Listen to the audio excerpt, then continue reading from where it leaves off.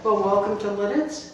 Lititz is a very early 18th century community that was settled by the Moravians, and they're from Moravia or Bohemia in what is now Czechoslovakia. That's where they became aware of wanting to change their religion from Catholicism to Protestantism. And they are the first Protestant church beginning back in the early 1400s in Czechoslovakia and Moravia. They moved on to a estate of Count Zinzendorf in southern Germany because they were being so badly persecuted, and he's the one that brought them to this country for safekeeping and to found a new town, which turned out to be Lititz, because he was granted a very large piece of land here in Lititz to establish the religious community. And they built our church square, which is all 18th century buildings. We have 5 18th century buildings in this first block of Lititz.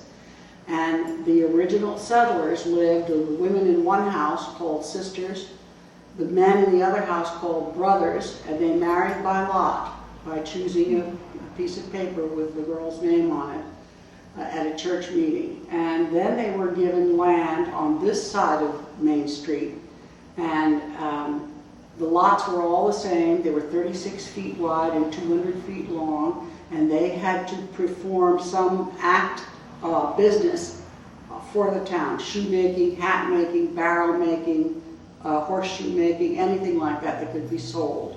And it was a closed community for about 130 years till it opened up to the public, and other people besides Moravians could come and live here.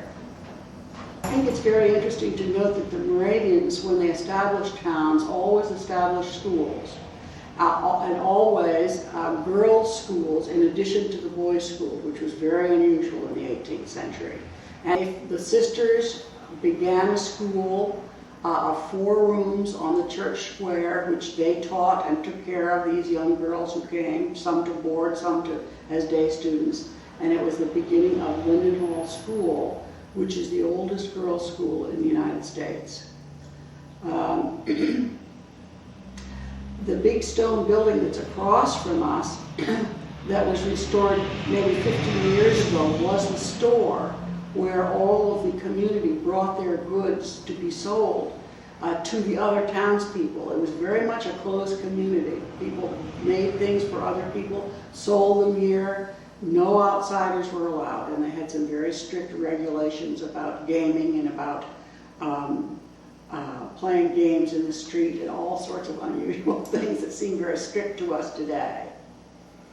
The Moravians were very advanced as far as town planning was concerned, because the houses that were built on this side of the street with the married couples, many of their drawings had to be sent to Bethlehem to be approved by the central council up there. They were very creative people, business-wise, I think, forward-looking, because they're in Africa. There's a place called the Cloister, which is quite different and celibate and never intermingling between the sexes, no children to carry on the name, and that, of course, died out long before Lititz. Lititz is still thriving.